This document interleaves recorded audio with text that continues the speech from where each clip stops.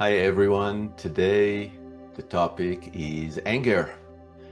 And anger, sometimes you can think of it as something as an emotion or a feeling that sits on top of many other things underneath it that wait to come up, but they will not become clear as long as we can see that anger, as long as we can see at anger, we don't really get a good clarity of what's underneath. And anger, it's many things. It's really hard to define anger. You can look at it as violated boundaries. I'm thinking of it as something that is trying to move forward and then something blocking it. So whatever that is, when something, your life energy, your intention, something is trying to move forward and something is blocking it, that friction creates fire. And that fire is the anger, and it just rises. And anger is a lot like fire. In fact, it is fire. It is really the expression of the element of fire, is very much anger. And the interesting thing about fire as an element, if you look at the water element, the air, the earth, fire is the one that is not just there. It needs something to get it started. It needs something to sustain it. It needs fuel to create a combustion. It actually needs air to move it, and it needs some source that will keep fueling it, where earth is just around you, where earth is just underneath you, where water is just available. Fire is and anger are interesting one, because they're also a way to look at the other elements and to ask for a rebalancing of the other elements that are around us. It's almost an indicator that something is out of balance, and also a clue on what needs to be balanced. And of course, there are many different kinds of angers. There is the explosive anger that is moving really fast, and it just wants to consume everything through an explosive. There's the ones that are being sort of suppressed, that are keeping maybe as a long-term resentment. Something is brewing, but it manifests in other ways, not as anger. Maybe it's not direct. Maybe it's passive anger or passive aggressive anger. Maybe it is even not feeling like anger, but it feels more like a depressed kind of feeling, or sadness. But in fact, there is anger quality to it when you check in. And anger wants, like fire, it wants to live. It has a life force of its own.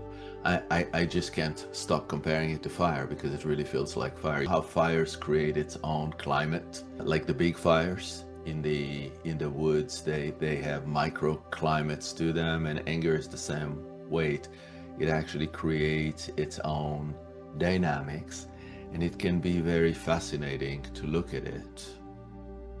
So when you look at fire, and when you start to see the dynamic of fires, how it retracts and just to expand, in all the behaviors, you can start applying or remembering that these dynamics really apply to your angers in many ways. For example, anger and fire grow really when they move fast, And when you react fast to anger, the anger tends to grow even faster. And it's a lot the same with fire. So you can, I'm not going to go into all the comparisons, but you can think about the characteristics and see how they're so similar. Now, I don't want us to say or think that anger should not be expressed, because anger has very useful elements in it.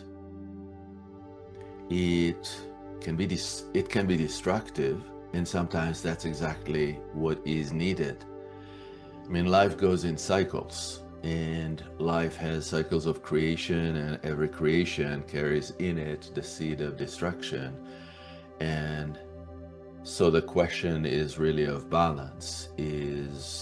Are you letting the things that needs to be gone, that needs to leave, that needs to be done with, be gone, or do they continue to simmer under the surface until there is no holding it, until there is a storm, and then it becomes big storm of anger? Like in mythology, the goddess, there are goddesses of anger or fury, Kali, Sekhmet. They are the ones that will carry destructive fire and just destruction. And if it goes unchecked, if it grows, then it becomes uncontrollable. Then it becomes rage. Then it becomes, bloodlust. It becomes, you can see it in waves around the world, how destruction can become waves that are unstoppable, and everything in their way is consumed, and there is no stopping it until it's done. And so when I talk about anger, ask yourself, is that what you want to go through? I would say generally not, because it's destructive not only to what's in its way, it's destructive for the body too.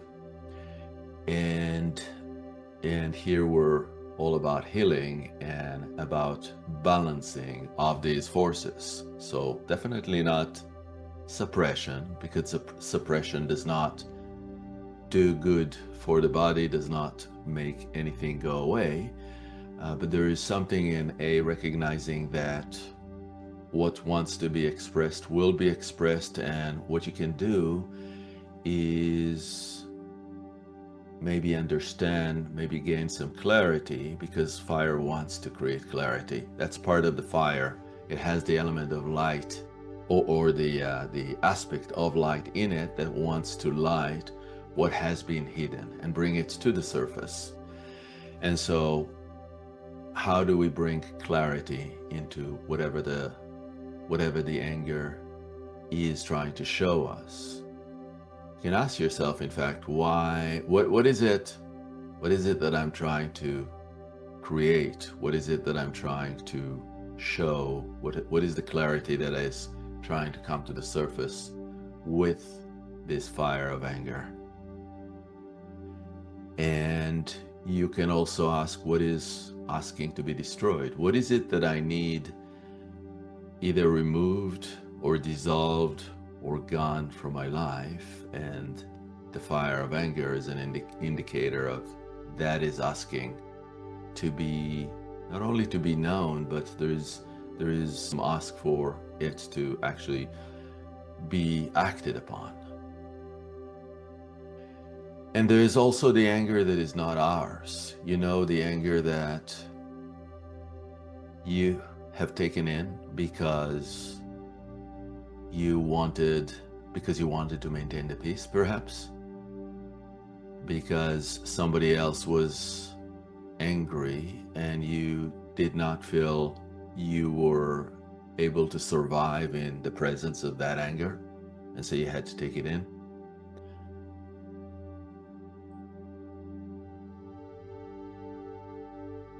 So many elements around anger, many aspect faces, and We will try to simply experience this as we move through anger in this journey, rather than say it's not needed, it's bad. And there is also moral anger. Speaking of, anger is justified, not justified. I'm not gonna go there today, but there's a lot of moral anger in the world where anger becomes your identity, where you feel you have been wronged, and perhaps as people, as a culture, and then anger comes up. And this is not the anger that I'm specifically working with today, but it might come for you today as we work, and if it does, then go with it. And so the question is how to use anger to initiate creation, to help destruction that needs to happen complete, and do it in a balanced way so that we don't get destroyed in the process, but the walls that block the life energy that is trying to move forward, that is anger, that express in anger, can be removed.